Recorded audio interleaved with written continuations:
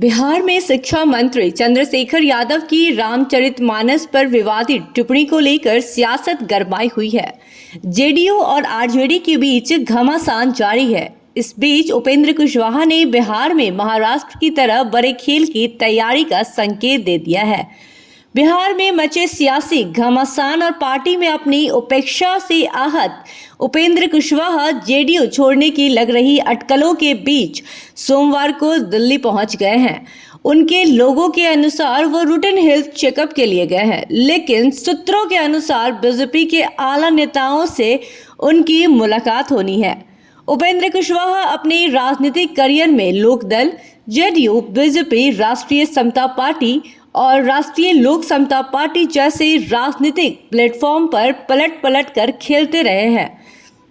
2019 के बाद अपनी डूबती जा रही नैया को पार लगाने के लिए उन्होंने जेडीयू के साथ फिर जाने का जोखिम तो उठाया, लेकिन उन्हें यहां भी कुछ खास नहीं मिला। उन्हें एक अदद एमएलसी और जेडीयू संसदीय बोर्ड के चेयरमैन का झुंझुना नीतीश कुमार ने थमा दिया। उम्मीद पाले बैठे थे कि एक न एक दिन अनुकूल अवसर आएगा, लेकिन नीतीश कुमार ने ये कहकर अब जेडीयू से कोई मंत्री नहीं बनेगा, उनके मंसूबे पर कुआं पर पानी फेर दिया है। कुशवाहा को ये बात अब समझ में आ गई है कि वो अब डिप्टी सीएम नहीं बन पाएंगे। उपेंद्र कुशवाहा पार्टी में अपनी नाराजगी को लगातार इजहार करते रहते हैं।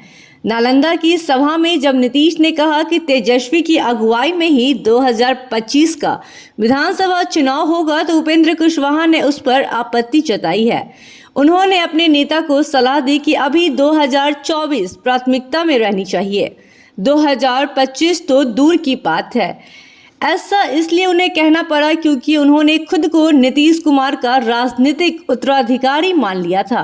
कुशवाहा ने दूसरे बयान दिया कि पार्टी लगातार कमजोर हो रही है।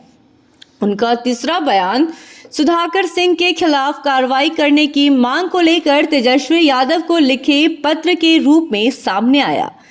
इस बयान से उन्होंने नीतीश के प्रति जितनी वफादारी दिखाई, उतनी ही बड़ी खाई नीतीश के लिए खोद दी है।